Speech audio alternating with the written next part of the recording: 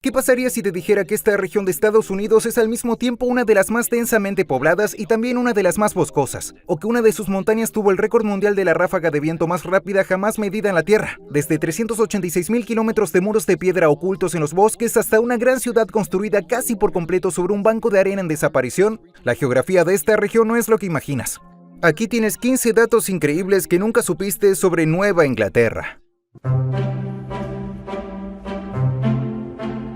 La cima del Monte Washington, en New Hampshire, es una auténtica fuerza de la naturaleza, de ahí su lema, hogar del peor clima del mundo. Su ubicación, donde convergen grandes rutas de tormentas, junto a sus 1917 metros de altura, crea un embudo de clima extremo. Durante más de 60 años tuvo el récord mundial de la ráfaga más rápida jamás medida en la superficie terrestre, 372 kilómetros por hora, registrada el 12 de abril de 1934. Este récord, solo superado por uno asociado a un ciclón tropical, sigue siendo el más alto jamás registrado en el hemisferio norte. Su clima de tundra alpina se parece más al del norte de Labrador, o en Groenlandia, que al bosque templado inferior, con vientos huracanados más de 100 días al año.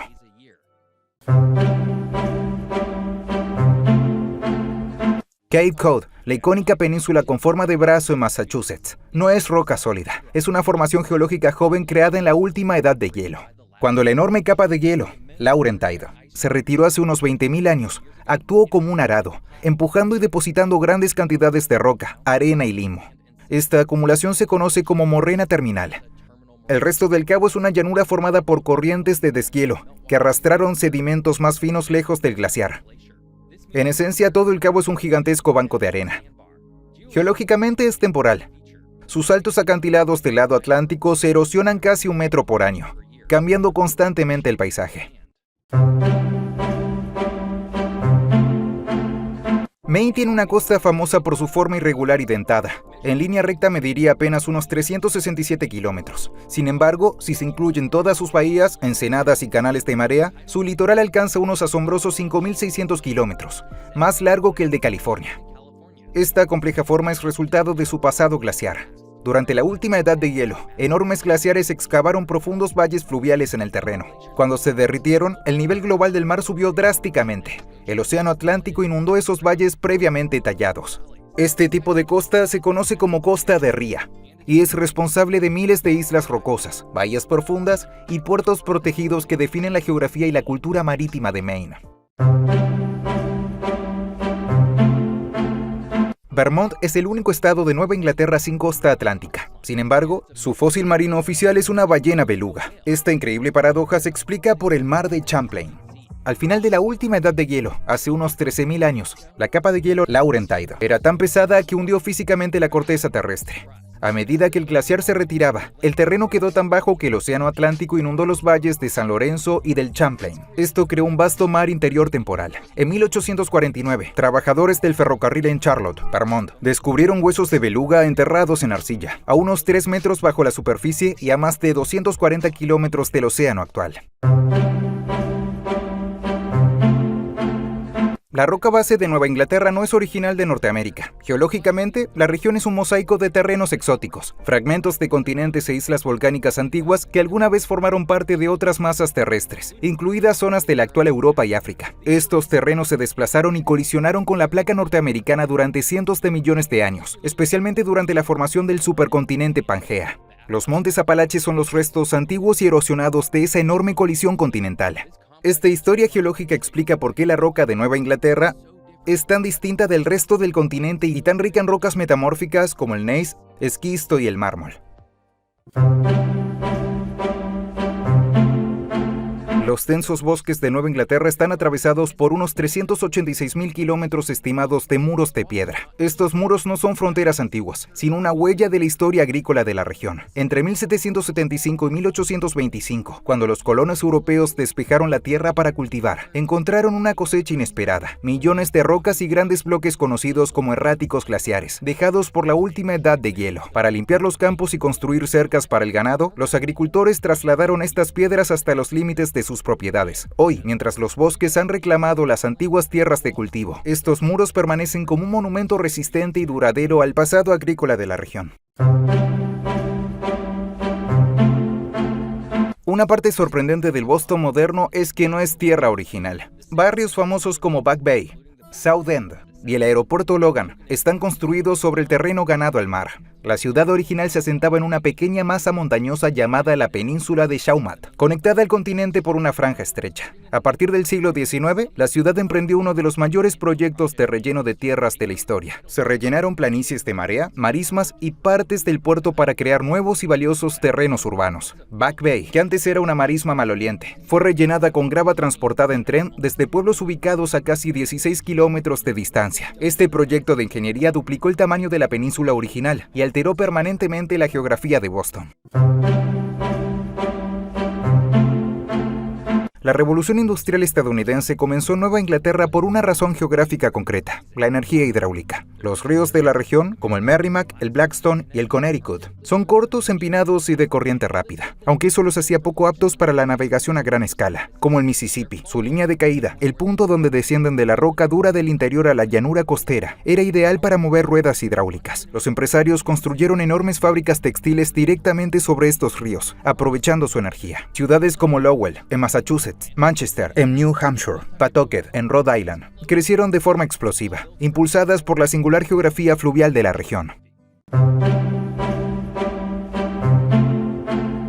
El gran huracán de Nueva Inglaterra de 1938 fue una tormenta categoría 3, rápida e inesperada, que azotó Long Island y la región. Su impacto geográfico fue permanente. Coincidió con marea alta y generó una marejada de entre 4 y 5.5 metros, destruyendo miles de viviendas y causando casi 700 muertes. La fuerza del agua fue suficiente para alterar la línea costera de forma definitiva. Abrió 10 nuevas entradas en las islas barrera de Long Island, en especial la ensenada de Shinnecock, que sigue abierta hoy. Arrasó partes de la costa de Rhode Island y Cape Cod. Derribó millones de árboles y provocó inundaciones catastróficas, demostrando en un solo evento la enorme fuerza del clima regional.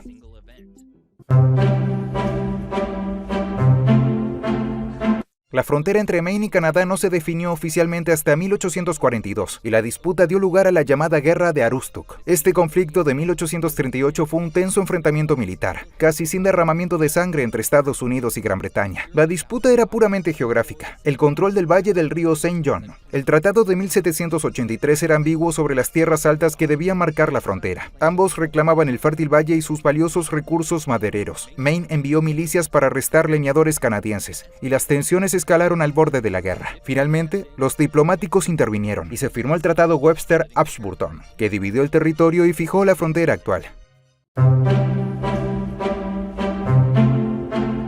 Nueva Inglaterra es una de las regiones más densamente pobladas de Estados Unidos, pero también una de las más boscosas.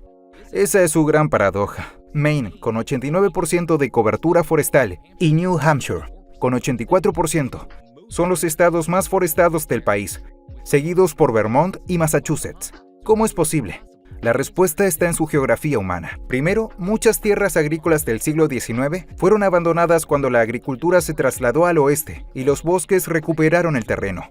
Segundo, la población no se distribuye de forma uniforme. Se concentra en corredores urbanos densos, sobre todo a lo largo de la costa desde Boston hasta el sur de Connecticut, dejando amplias zonas interiores casi totalmente boscosas y poco habitadas.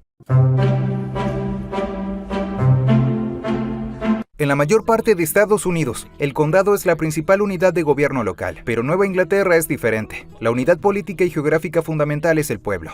Esta tradición de asambleas vecinales, donde los ciudadanos votan directamente presupuestos y leyes, se remonta a la era colonial. Este sistema crea un panorama político muy fragmentado y profundamente local. En estados como Connecticut y Rhode Island, los gobiernos de condado fueron abolidos y hoy existen solo como líneas en el mapa. En Massachusetts, casi han desaparecido. Todo el poder real sobre escuelas, carreteras y seguridad local reside en el nivel municipal, haciendo que la geografía política de Nueva Inglaterra sea distinta a la de cualquier otra región del país. La geografía humana de Nueva Inglaterra está estrechamente ligada a un árbol, el arce azucarero. Este árbol prospera en el clima particular de la región, con noches frías y días más templados a finales del invierno, lo que hace que la savia fluya. Por eso, Nueva Inglaterra domina la producción de jarabe de arce en Estados Unidos. Vermont, en particular, es el líder indiscutido, con más de 11.7 millones de litros en 2024. Eso representa más del 50% de todo el jarabe producido en el país. Este oro líquido no es solo un alimento, es clave para la economía rural, un pilar cultural y un motor del turismo. todo nacido de la geografía física única de la región.